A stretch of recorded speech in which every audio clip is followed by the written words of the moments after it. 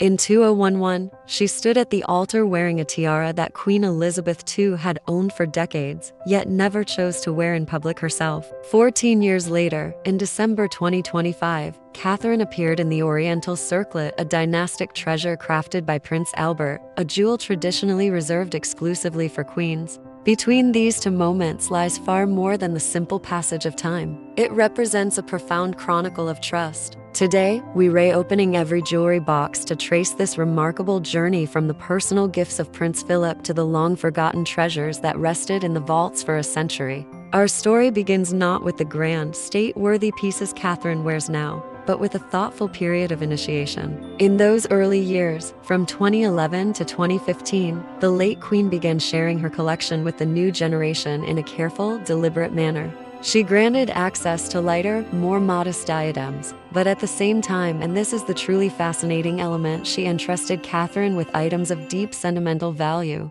jewels intimately connected to her own youth and her marriage to Prince Philip. The very first chapter unfolded on April 29, 2011. For her wedding day, Catherine wore the Cartier Halo tiara. It's a relatively small, delicate piece, composed of 16 graduated scrolls set with 739 brilliant and 149 baton diamonds. While it may appear modest next to the grand diadems of state, its history is profoundly personal to the Windsor family. The Duke of York, who would later become King George VI, purchased this tiara from Cartier in London in November 1936, just weeks before his brother's abdication forever altered their lives. He bought it for his wife, Elizabeth, the future Queen Mother. Years later, in the spring of 1944, Queen Elizabeth gifted the halo tiara to her daughter, the then Princess Elizabeth, for her 18th birthday. It was a coming-of-age gift during wartime. Yet the young Princess Elizabeth never wore this tiara in public.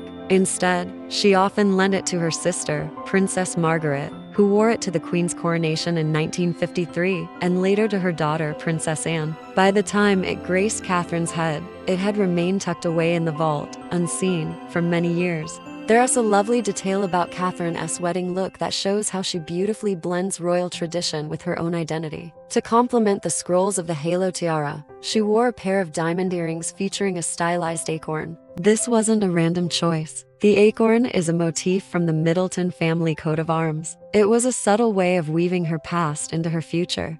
The Cartier halo proved the perfect starter tiara, elegant, not overwhelming, yet firmly rooted in the main line of the royal family. But as we'll see, Catherine's access to the Queen's personal history was about to grow far more intimate. While the wedding tiara was a loan from the vault, another piece placed in her care carries the very essence of the late Queen's early years as a monarch.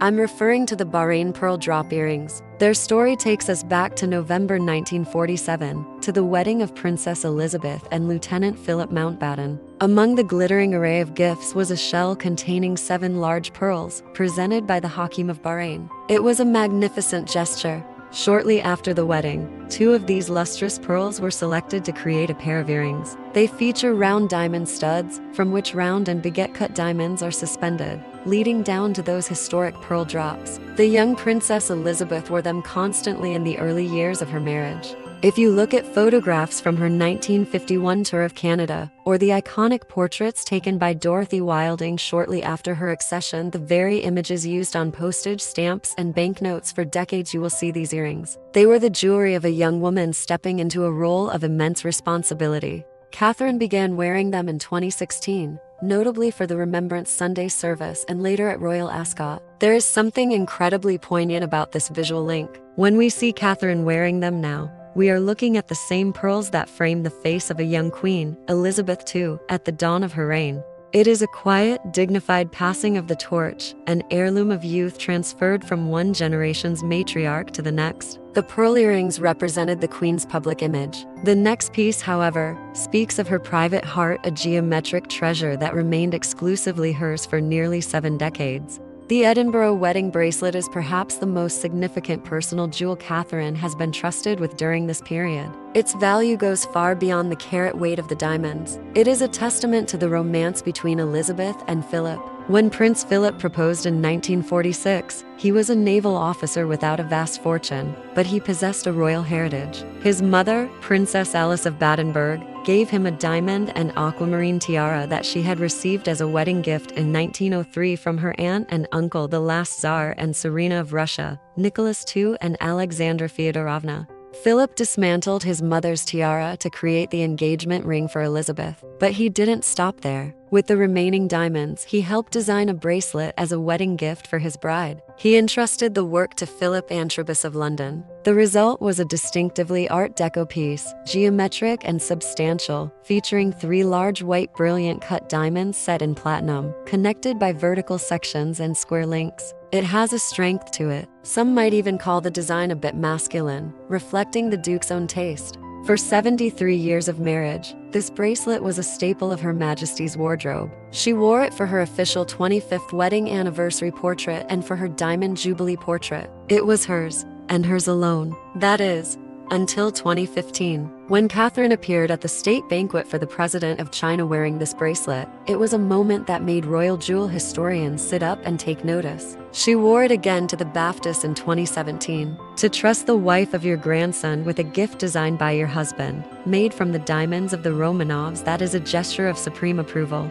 It was a clear signal that Catherine was no longer just a new member of the firm. She was family. While the bracelet was a constant presence, our next discovery takes us back to the Roaring '20s, reviving a delicate floral treasure that many believed had been retired forever. The lotus flower tiara offers a glimpse into a different era of royal style. Its origin story is quite charming. In 1923, the future King George VI gave his new wife, the Queen Mother, a diamond and pearl necklace from Garrard as a wedding gift. It was a lovely piece, featuring festoons and meander designs, but the Queen Mother evidently had other ideas. Just 6 months later, she returned to Garrard and had the necklace dismantled to create this tiara. It is a beautiful example of 1922 design, featuring lotus flower or papyrus, motifs topped with diamond arches and pearls. In its early days, the Queen Mother wore it fashionably low across her forehead as a bandeau. In 1959, she passed it to Princess Margaret, who wore it often, and eventually, it was worn by Margaret's daughter-in-law, Serena Stanhope, at her wedding.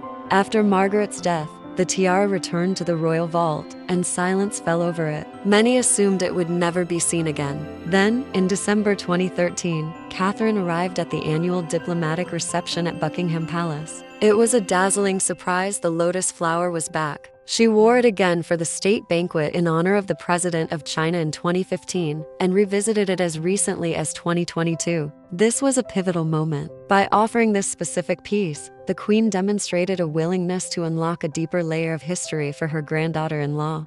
Her Majesty was ready to let these sleeping beauties shine again, trusting Catherine to carry the weight of pieces that had slipped from public memory. But as we know now, this was just the beginning. The true opening of the archives was yet to come. We have explored the quieter, deeply personal side of Catherine's early jewelry journey, those pieces that whispered of family connection. But now, let's shift our focus to something entirely different. Let's call it the heavy artillery. The Queen began to unlock the vaults to pieces that don't just sparkle, they thunder. These are the jewels with century-old pedigrees, items worn by Queen Mary and Queen Alexandra that demonstrate the sheer, crushing majesty of the monarchy. The first major signal of this shift arrived in July 2017, during the state banquet for the King and Queen of Spain. It was a glittering evening, and when Catherine arrived, she was wearing a piece that took many observers by surprise, the Greville ruby necklace. This is a jewel with a formidable personality. Created by Boucheron in 1907, it was part of the legendary hoard left to the Queen Mother by the society hostess Mrs.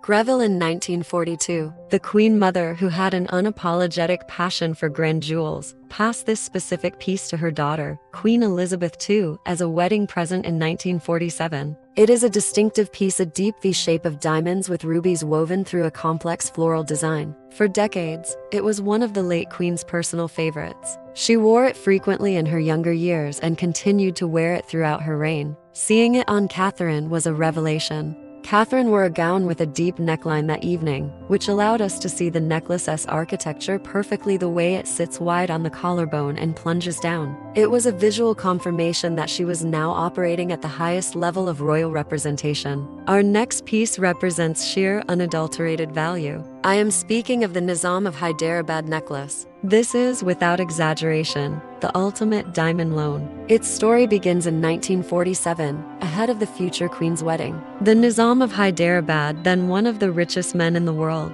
did not simply buy a gift. He left instructions with Cartier in London to let Princess Elizabeth choose whatever she wanted from their stock. She chose this magnificent piece of pav set center with detachable double-drop pendants, incorporating 13 emerald-cut diamonds. It is a masterpiece of Cartier craftsmanship from the 1930s. Catherine has worn this necklace on rare, high-stakes occasions, such as the Portrait Gala in 2014 and a diplomatic reception in 2019. Seeing it on her is a reminder of the immense trust placed in her. Another necklace placed in Catherine's care takes us back even further, deep into the Victorian era, reviving a treasure that had been the pride of three queens. In October 2018, for the state banquet honoring the King and Queen of the Netherlands, Catherine wore Queen Alexandra's wedding necklace. This is royal history in its purest form. The necklace was part of a parure given by the Prince of Wales, the future King Edward VIII, to Princess Alexandra of Denmark for their wedding in 1863. Just think about that date for a moment. 1863. This necklace witnessed the height of the Victorian Empire. It features large pearls surrounded by diamond clusters, connected by festoons of diamonds. It is classic, heavy, and imposing, a piece designed to be seen from the back of an opera box or the end of a ballroom. It became a firm favorite of the Queen Mother. She adored this necklace and wore it constantly, pairing it with her most substantial tiaras. She continued to wear it well into her 90s. The last recorded appearance was at a banquet in 1993. After that, silence fell. For 25 years, this magnificent piece remained unseen, locked away in the vaults. So, when Catherine walked into the ballroom at Buckingham Palace wearing it, it caused a genuine sensation among historians. It was a reminder that the collection is not a museum exhibit, but a living, breathing wardrobe. And seeing it on Catherine, one couldn't help but wonder, was this a subtle nod to her future title? After all, this was the wedding necklace of a very famous Princess of Wales. Amidst these grand statements of diamonds and pearls, there is a quieter, geometric treasure that Catherine has adopted during this period. It is a piece that requires us to look away from the neckline and focus on the wrist, revealing the styling genius of Queen Mary. I am referring to Queen Mary's diamond choker bracelet. This is a quintessential Art Deco piece from the 1920s, sleek, linear, and incredibly modern for its time. Originally, as the name suggests, this was not a bracelet at all. It was one of several diamond chokers belonging to Queen Mary. If you know anything about Queen Mary, you know she believed that more is more. She would often wear this choker as part of a stack of necklaces, creating an armor of diamonds that covered her from collarbone to chin. After Queen Mary's death, the piece vanished from public view for decades. It wasn't until 1975 that we saw it again, this time on the Queen Mother for her 75th birthday portraits. By then, it had been converted into a bracelet. It's a clever modification, transforming a rigid neck ornament into a flexible, wearable piece for the wrist. Catherine has worn this piece on several occasions since 2015. Seeing it on her brings a touch of 1922 Art Deco glamour to the modern era. It is a direct link to Queen Mary, a woman who understood the power of jewelry better than anyone, now resting elegantly on Catherine's wrist. By the end of 2018, the scope of trust placed in Catherine was undeniable. She had been entrusted with the full spectrum of the royal collection, ranging from intimate,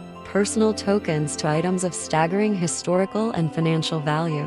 But alongside these dynastic loans, she began to navigate a collection that carried a different kind of weight, the iconic jewels inseparable from the memory of her husband's mother. And that brings us to a chapter filled with both sparkle and poignancy. This is a delicate line to walk. Wear Diana's jewelry too often, and you risk looking like a copy. Refuse to wear it, and you ignore a beloved legacy. Catherine mastered this balance, taking iconic pieces associated with her mother-in-law and quietly, respectfully making them her own. The foundation of this visual identity is, of course, the sapphire engagement ring. By now, we all know the story of this ring. It is arguably the most famous piece of jewelry in the world. But it is worth remembering that when the future King Charles proposed to Lady Diana Spencer in 1981, this wasn't a custom-made royal heirloom hidden away for centuries. It was selected from a Garrard catalog. The design features a 12-carat Ceylon sapphire surrounded by diamonds, inspired by a brooch Prince Albert gave to Queen Victoria before their wedding in 1840. Diana chose it herself. She loved it so much that she continued to wear it even after her divorce, right up until the end of her life. When Prince William placed this ring on Catherine's finger in 2010, it began a new chapter. Since then, it has been Catherine's constant companion. She wears it for nearly all royal engagements, formal or casual, with the rare exception of occasions that require her to be physically active. It has become a permanent fixture of her image, a constant thread connecting the past to the future. Alongside the ring, there is another recognizable heirloom from Diana's collection that we now associate closely with Catherine, the Collingwood pearl drop earrings. These earrings were a wedding gift to Diana from the jewelers at Collingwood. Interestingly, the firm originally wanted to gift Diana a diamond necklace to go with them. But the palace reportedly cautioned that such a lavish set would be too extravagant for the occasion. So, the necklace was returned, but the diamond and pearl earrings remained. They were a familiar part of Diana's style, and over time they have naturally become part of Catherine's as well.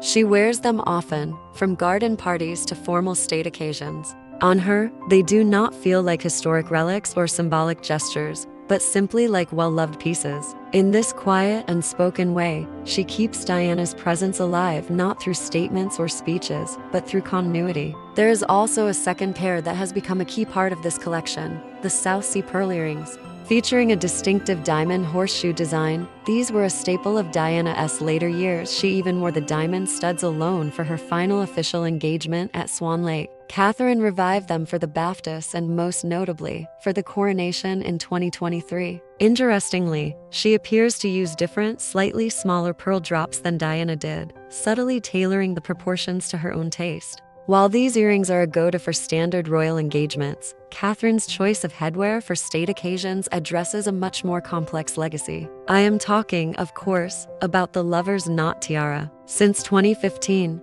this has become Catherine's primary diadem. If there is a diplomatic reception or a major state banquet, this is the piece we expect to see. The history of this tiara goes back to 1913, when Queen Mary commissioned Garrard to create a copy of a tiara owned by her grandmother, the Duchess of Cambridge. Queen Elizabeth II wore it frequently in the 1950s. It frames the face beautifully with its 19 oriental pearl drops suspended from diamond lover's knot bows. But in 1981, she loaned it to Diana. Diana wore it often, but she had a complicated relationship with this piece. She famously complained that it was heavy and induced terrible headaches. There is also a distinct feature to this tiara. The pearls are not fixed. They swing. Diana reportedly found the noise of the swinging pearls distracting and the weight oppressive. Yet, look at Catherine. Since she began wearing it in 2015, she has worn it with an air of complete ease. What was heavy and noisy for Diana seems to rest lightly on her daughter-in-law.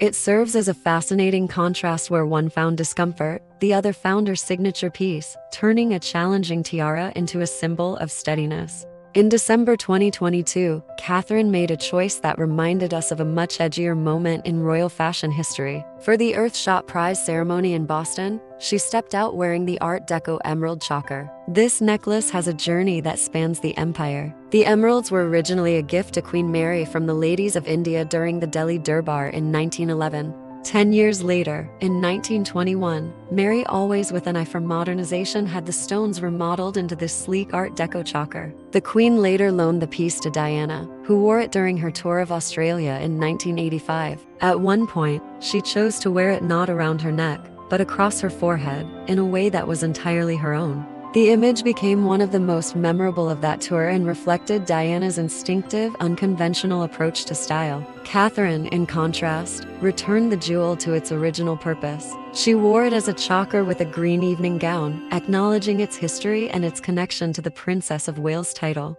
It was a quiet, respectful reference to the past, interpreted in her own restrained and careful way. As the royal family moved through a period marked by illness and loss, jewelry was chosen with particular care and restraint. In these moments, Catherine often relied on a traditional and appropriate choice, the four-row Japanese pearl choker.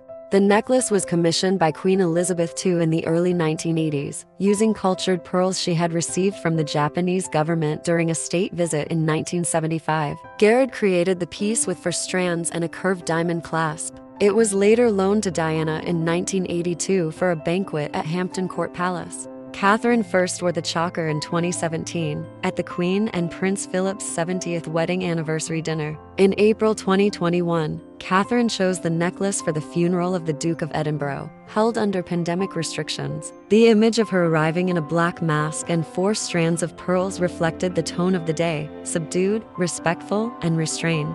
When Queen Elizabeth II died in September 2022, Catherine wore the same necklace again for the state funeral. By returning to the same piece, she maintained a sense of consistency in moments of loss, in keeping with royal custom. Following the death of Queen Elizabeth II, Catherine's role changed overnight. She was no longer the Duchess of Cambridge. She was the Princess of Wales. And for her first state visit under this new title, she selected a jewel that served as a literal badge of office. In November 2022, welcoming the President of South Africa, she debuted the Prince of Wales Feathers brooch. This piece goes back to the very first Princess of Wales of the modern era, Alexandra of Denmark. It was a wedding gift to her in 1863 from the ladies of North Wales. The design is heraldic, featuring the ostrich feathers of the Prince of Wales encircled by diamonds and emeralds, with a detachable emerald drop. The Queen Mother gave this piece to Diana upon her engagement in 1981. Diana famously wore it as a pendant on a necklace, often pairing it with her emeralds.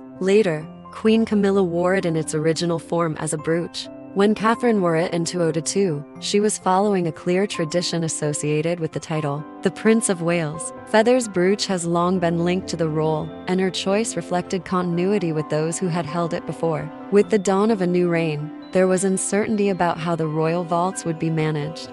Over the last 3 years, however, many have noted how Queen Camilla has shifted the approach, aligning it closer to continental royal families like the Dutch, where heirlooms circulate more freely. But the most significant outcome is the access granted to the Princess of Wales. King Charles and Queen Camilla have opened the archives for Catherine far wider than anyone could have imagined.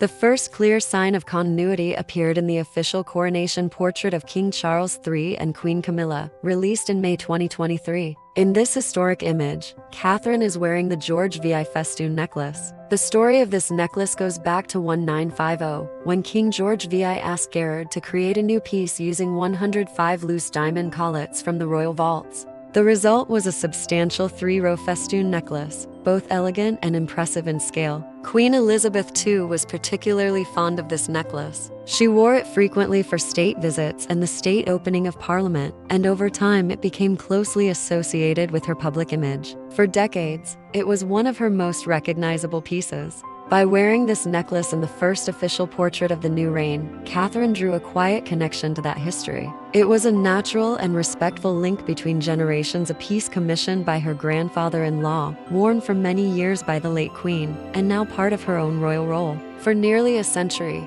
jewel watchers had whispered about the Strathmore Rose tiara. Was it broken? Was it dismantled? Was it lost? It was originally a wedding gift to Lady Elizabeth Bowes-Lyon, the future Queen Mother, from her father, the Earl of Strathmore, in 1923. It is a delicate, floral piece, purchased from Catchpole and Williams. In the 1920s, the young Duchess of York famously wore it low across her forehead, bandeau style. But after the 1930s, it simply vanished. It had not been seen in public for almost 100 years. Then, in November 2023, the ballroom doors opened for the Korean state banquet, and there it was. Catherine had brought the Sleeping Beauty back to life. The reappearance of the Strathmore Rose was a delightful surprise for royal watchers. It is the piece inextricably linked to the legacy of the Queen Mother. Being entrusted with such a sentimental heirloom, Catherine brought a significant piece of family history back into the light. It was an appearance that thrilled historians, proving that under the new reign, these treasures are not lost, but simply waiting for the right occasion. For the royal wedding in Jordan in June 2023,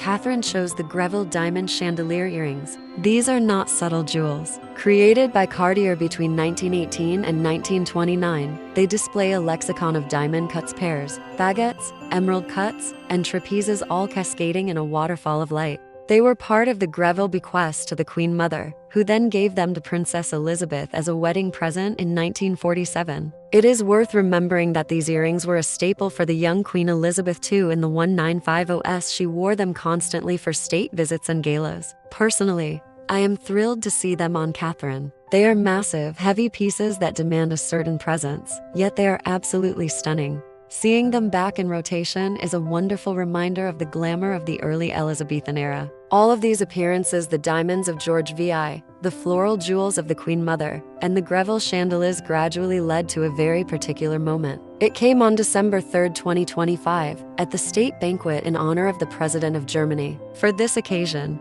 Catherine wore the Oriental circlet tiara. The tiara was designed in 1853 by Prince Albert for Queen Victoria. It was originally set with opals and was later remodeled by Queen Alexandra, who replaced them with rubies. The design, with its distinctive arches and Eastern-inspired motifs, has remained one of the most recognizable in the royal collection. For many years, this was closely associated with the Queen Mother, who wore it frequently. It is one of the so-called crown heirlooms, pieces traditionally worn by Queen's consort and Queen's regnant. Seeing it worn by Catherine was a notable moment. It marked a new level of trust and inclusion, and it was a generous gesture on the part of Queen Camilla to make such an important piece available to her. On Catherine, the tiara looked entirely natural, a historic jewel worn with quiet confidence. What a journey it has been. We have traced the path from that first delicate sparkle of the Cartier halo in 2011 to the majestic grandeur of the Oriental circlet in 2025. It is fascinating to watch how the collection has opened up for Catherine, first through the careful loans of the late Queen, and now through the generosity of King Charles and Queen Camilla. This evolution isn't just about carat weight. It mirrors Catherine's own path within the family, steadily gaining confidence and earning the trust to wear the pieces that define the monarchy's history. Personally, I find it incredibly exciting to see these vaults opening up. It feels like history is coming alive again right before our eyes. But I want to hear from you. Which of these debuts surprised or delighted you the most? Was it the unexpected return of the Strathmore Rose after nearly a century, or seeing the Oriental circlet, Queen Victoria's masterpiece, back in rotation after 20 years? Let me know in the comments below. If you enjoyed this deep dive into the royal jewel box, please leave a like. It really supports the channel and helps me share these stories with more people. And don't forget to subscribe so you don't miss our next investigation. Thank you for spending this time with me.